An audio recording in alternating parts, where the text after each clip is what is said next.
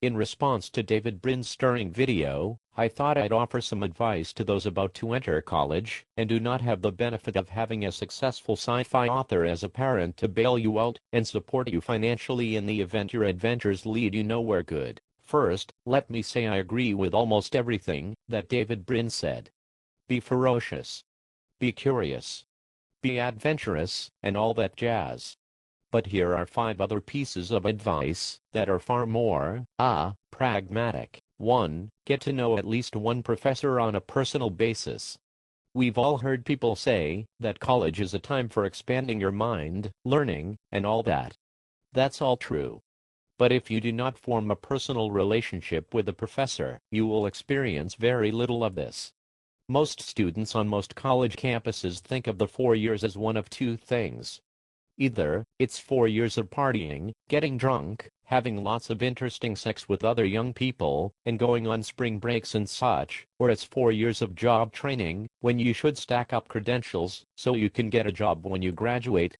Fact is, most of what you learn in college in terms of job skills is useless in the working world. We're gonna have to train you anyhow, no matter what your field, no matter what your major. Fact is, when you graduate, you're going to be all of 22 or so. There are plenty of opportunities to party and have sex with interesting young people. What you will never have again, however, is the opportunity to sit and talk with some of the smartest, most accomplished human beings on the planet, your professors. They have forgotten more about their subject than you know, and could learn in 4 short years. Some of them get paid tens of thousands of dollars a day to consult with the biggest companies in the world, and you can have their time for free if you show up at office hours, or knock on their door, or ask them for time. Make that relationship with just one professor.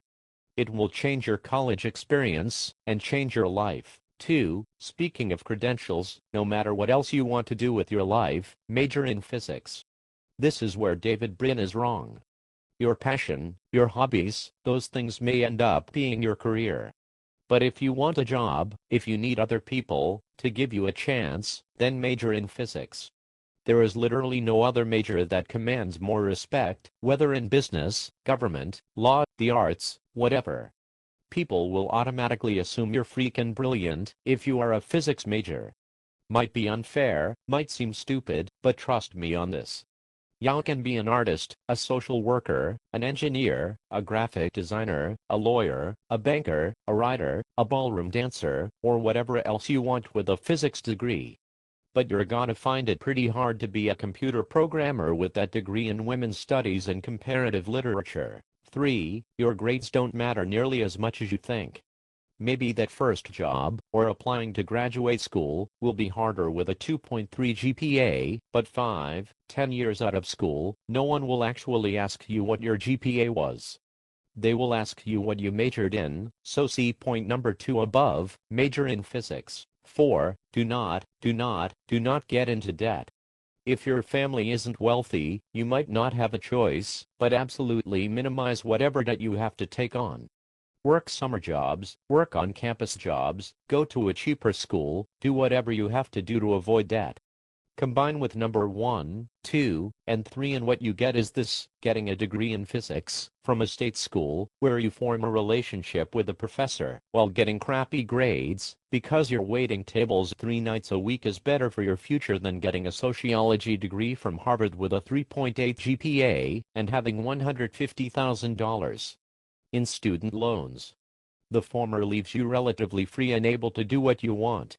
The latter clamps you into golden handcuffs and will likely make you a debt slave for the rest of your life. 5. Do not take so-called gut courses. These are easy classes designed for non-majors with massive grade inflation. Rocks for jocks, mummies for dummies, clapping for credit, and other names exist. Every campus has these easy courses. Take them, and you're robbing yourself. Remember that your grades don't matter nearly as much as you think, but there isn't anything you're going to learn from a stupid gut class that you can't learn from a $50 book. Spend the time taking real classes that really challenge you, even if you end up with a C in that class. At a minimum, you'll learn something, even if that something is that you suck at geology, or music theory, or 19th century French literature. Good luck.